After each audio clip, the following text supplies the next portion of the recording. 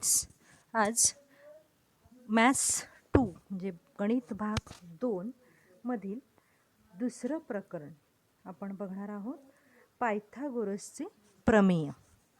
Okay, आता पायथागोरसचं प्रमेय आपण जवळजवळ मला वाटतं 7वी 8वी पासून वापरत आहोत.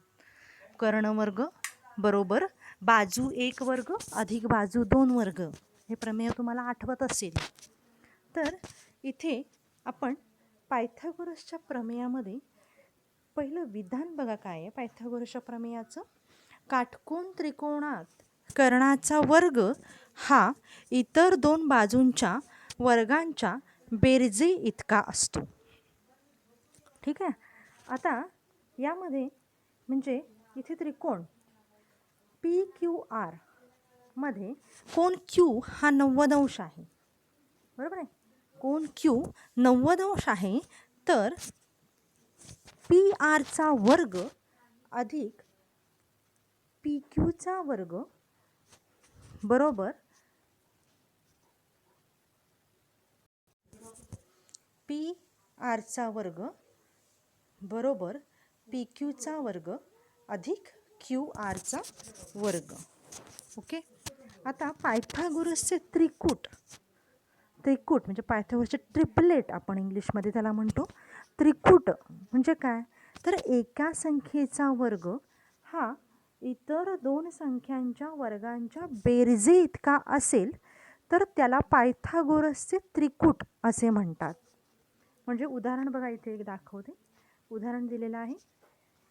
11, 60 आणि 61 हे त्रिकूट आहे. म्हणजे काय, 11चा वर्ग, 60चा वर्ग आणि 61चा वर्ग. यामध्ये 11चा वर्ग अधिक 60चा वर्ग बरोबर 61चा वर्ग. 121 अधिक 3600 बरोबर 3721. ओके.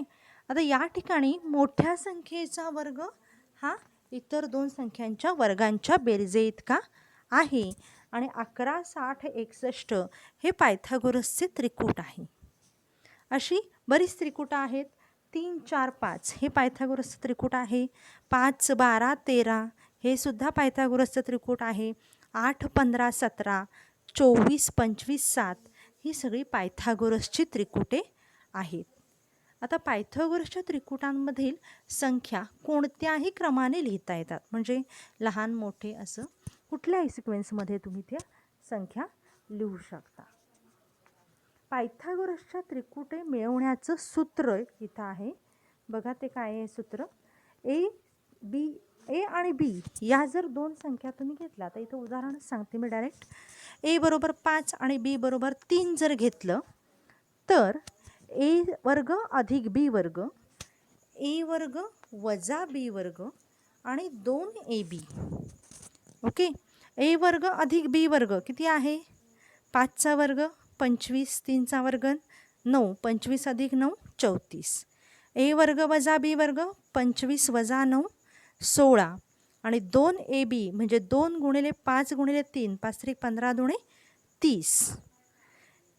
आता इथे पायथागोरसची जी त्रिकुटं दिलेली आहेत त्यामध्ये तुम्ही ए आणि बी कोणत्याही संख्या घेतल्यानंतर ए वर्ग अधिक बी वर्ग, ए वर्ग वजा बी वर्ग आणि 2ab अशा 3 गोष्टी, 3 पदं मिळवायची आहेत. आणि त्या 3 पदांचं जे उत्तर येईल ते म्हणजे पायथागोरसचे त्रिकूट असेल. तर आजचा होमवर्क असा आहे की ए आणि बी साठी तुम्ही विविध नैसर्गिक संख्या घेऊन सूत्रांच्या आधारे पायथागोरसची 5 त्रिकुटे तयार करायची आहेत. ओके. पुढे आता कोनांची मापं ज्यावेळी 30 अंश, 60 अंश आणि 90 अंश असतात त्यावेळी आपल्याला माहिती आहे की 30 अंशासमोरील बाजू जी असते ती कर्णाच्या निम्मी असते. म्हणजे इथे 30 अंशासमोरील बाजू कुठली आहे, MN. 30 अंशासमोरील बाजू आहे MN, ही LNच्या निम्मी असते. आणि 60 अंशासमोरील बाजू LM आहे, ती √3/2 पट असते. त्रिकोण LMN मध्ये कोन L 30 अंश, कोण एन 60 अंश आणि कोण एम 90 अंश आहेत आणि जर एल एन त्यांनी 6 सेंटीमीटर दिलेला असेल तर एम एन हा एल एनपेक्षा निम्मा असणार आहे. म्हणजेच एम एन बरोबर 1/2 एल एन. मग 1/2 गुणिले 6 ते किती येणार आहे? 3. ओके. तर एल एम √3/2 गुणिले एल एन म्हणजे √3/2 गुणिले 6 किती येणार आहे त्याचं उत्तर? 3√3 सेंटीमीटर.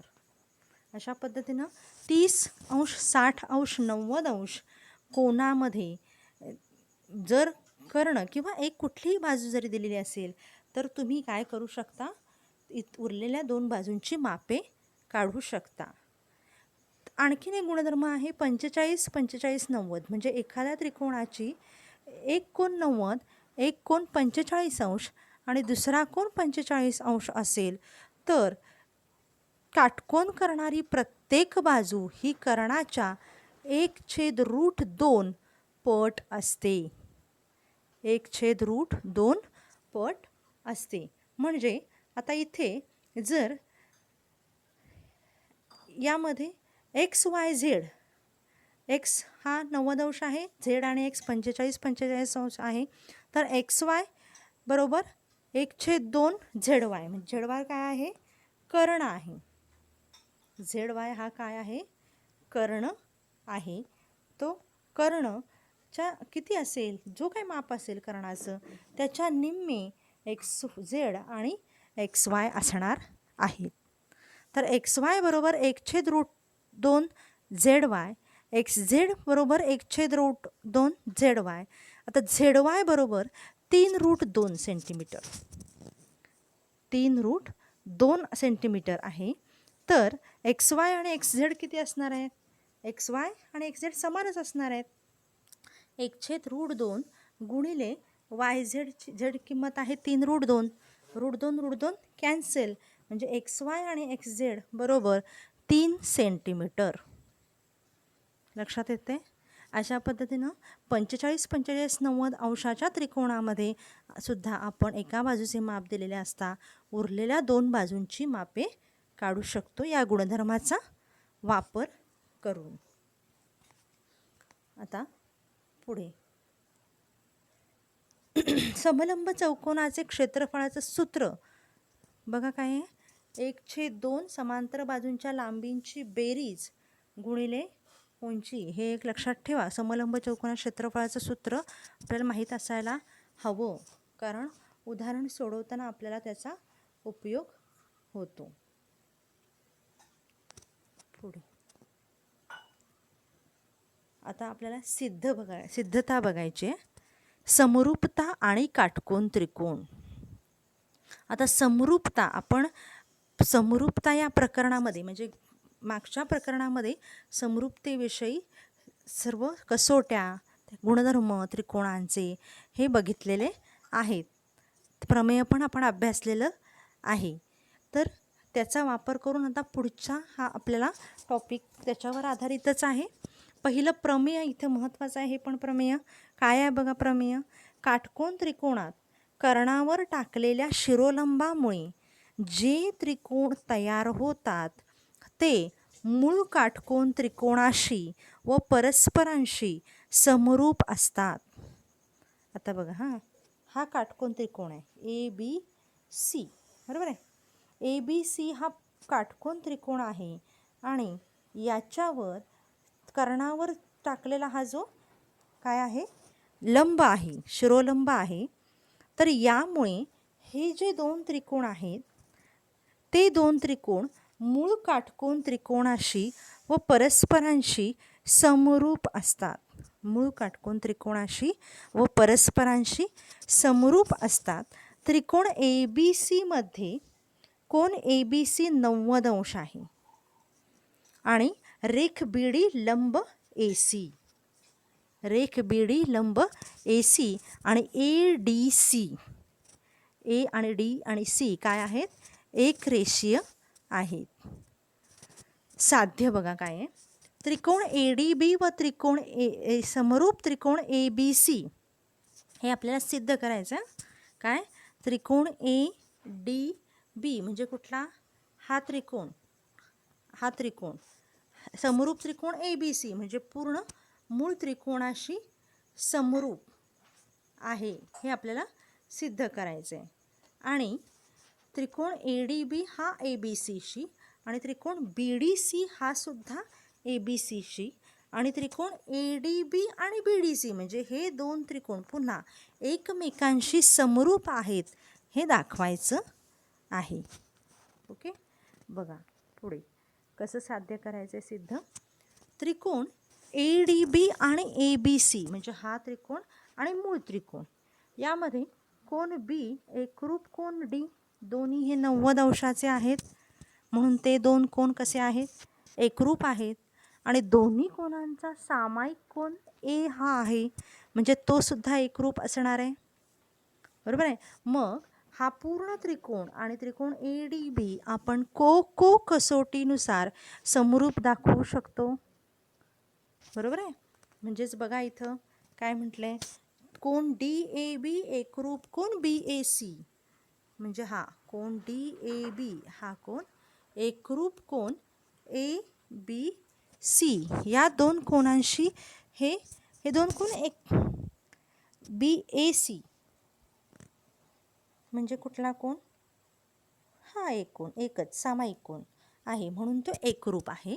आणि कोण ए डी बी एकरूप कोण ए बी सी 90 अंशाचे आहेत म्हणून तो सुद्धा कोण एकरूप आहे. म्हणून त्रिकोण ए डी बी समरूप त्रिकोण ए बी सी को कसोटीनुसार. लक्षात येते. त्याच पद्धतीने आता पुढे बघा, त्रिकोण बी डी सी म्हणजे त्रिकोण आता हा बी डी सी हा झाला, हा जो त्रिकोण आहे बी डी सी, बी डी सी या त्रिकोणामध्ये बघा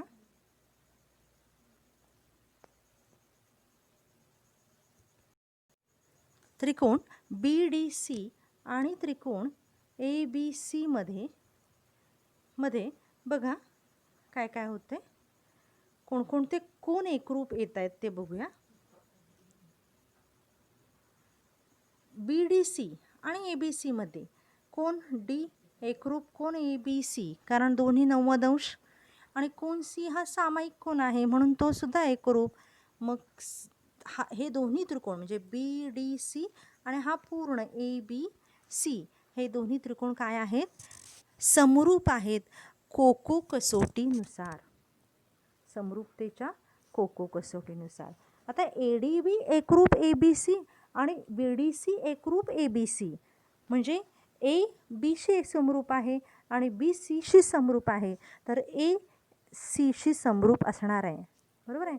म्हणजेच विधान 1 आणि विधान 2 वरून आपण असं म्हणू शकतो की त्रिकोण ए डी बी समरूप त्रिकोण बी डी सी विधान 1, 2 व 3 वरून, बरोबर आहे ना. ए डी बी आणि बी डी सी हे समरूप आहेत. म्हणजेच त्रिकोण ए डी बी समरूप त्रिकोण बी डी सी समरूप त्रिकोण ए बी सी विधान 1, 2 व 3 वरून संक्रमकता हे आपण वापरलेलं आहे. त्रिकोणांच्या एकरूपतेमध्ये आपण 3 गुणधर्म बघितलेले होते, त्यामधील संक्रामकता हा गुणधर्म आपण इथे वापरलेला आहे. ओके,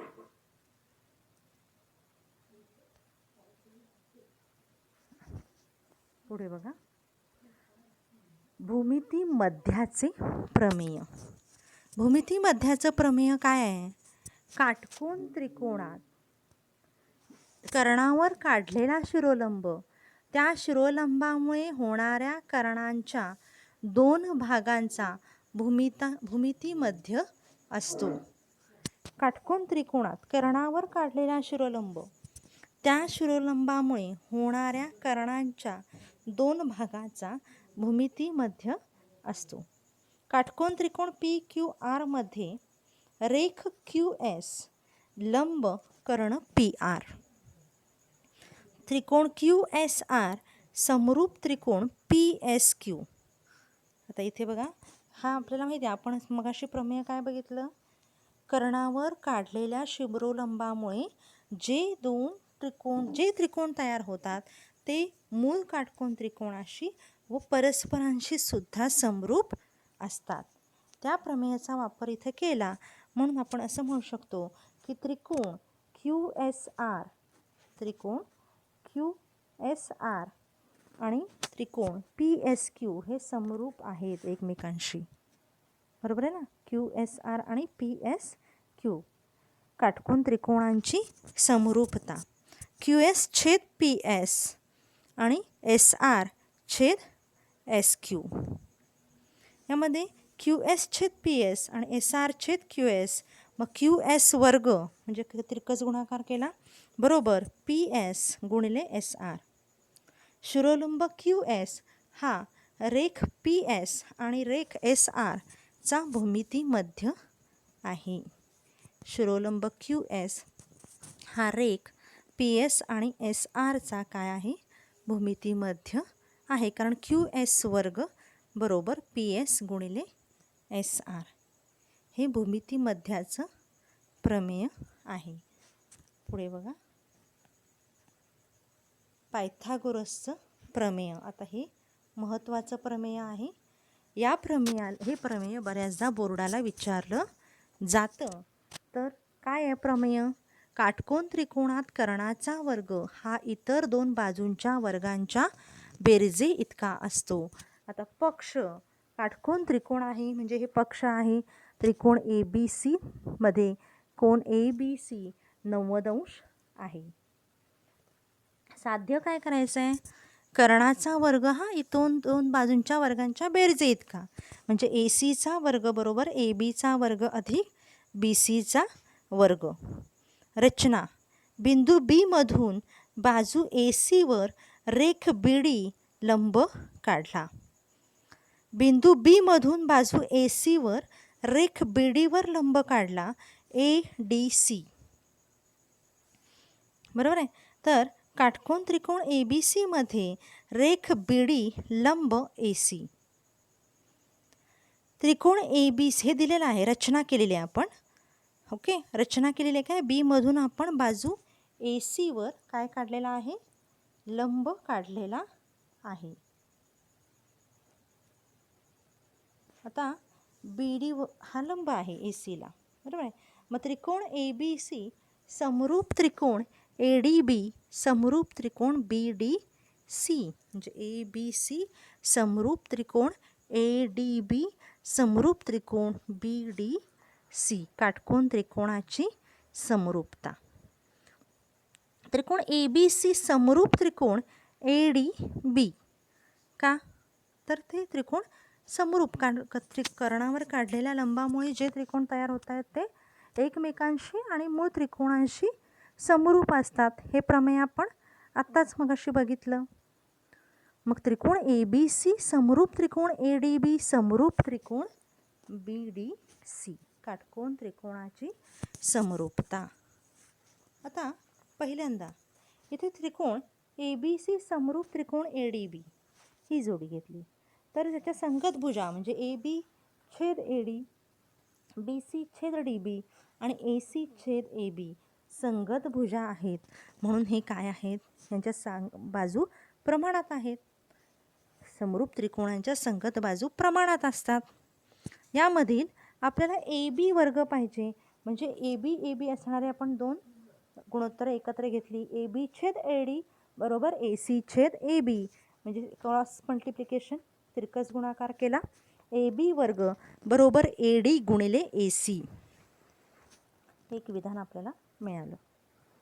दुसरं विधान इथे बघा, दुसरी जोडी आपण घेतलेली त्रिकोण ABC समरूप त्रिकोण BDC.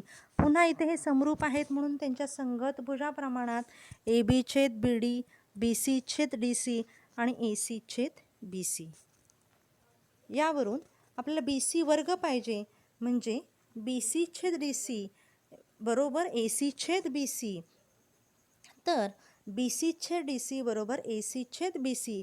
BCचा वर्ग बरोबर DC गुणिले AC. ओके, हे विधान क्रमांक 2 आहे. आता विधान 1 व 2 यांची बेरीज करूया, कारण ए बी वर्ग अधिक बी सी वर्ग आपल्याला मिळवायचं आहे. मग 2 विधानांची बेरीज केली तर इथे ए बी वर्ग अधिक बी सी वर्ग डावी बाजू घेतली, उजवी बाजू काय आहे, ए डी गुणिले ए सी आणि डी सी गुणिले ए सी. तर ए सी बरोबर कंसात ए डी अधिक डी सी, कारण ए सी कॉमन आहे, मग कंसात काय उरलं, ए डी अधिक डी सी. ए डी अधिक डी सी म्हणजेच काय असणार आहे, ए सी. बघा इथं ए डी अधिक डी सी बरोबर काय आहे, ए सी आहे. म्हणून इथे ए सी गुणिले ए सी म्हणजेच, कारण का ए डी सी हे एक रेषीय आहेत, म्हणून आपण ए डी अधिक डी सी बरोबर ए सी घेतलेलं आहे. म्हणून ए बी वर्ग अधिक बी सी वर्ग बरोबर ए सीचा वर्ग, म्हणजेच ए सीचा वर्ग बरोबर ए बी वर्ग अधिक बी सी वर्ग. हे काय आहे, पायथागोरसचं प्रमेय आहे. कर्णाचा वर्ग बरोबर काटकोन करणाऱ्या बाजूंच्या वर्गांची बेरीज. हे महत्त्वाचं प्रमेय आहे, हे लक्षात ठेवा. हे व्यवस्थित नीट वाचायचं आहे, विधान लिहायचं आहे, पहिल्यांदा विधान समजून घ्यायचं आहे आणि विधान समजून घेतल्यानंतर त्याच्यामध्ये पक्ष काय दिलेला आहे तो बघायचा, पक्ष लिहायचं. पहिल्यांदा आकृती काढून घ्यायची, आकृतीनंतर पक्ष लिहायचं, साध्य लिहा, त्यानंतर रचना काय करायची ती लिहायची आपल्याला. त्यानंतर सिद्धता, आपल्याला समरूप त्रिकोणांच्या गुणधर्माचा किंवा त्या प्रमेयाचा आपल्याला वापर करून हे प्रमेय सोडवायचं आहे. धन्यवाद.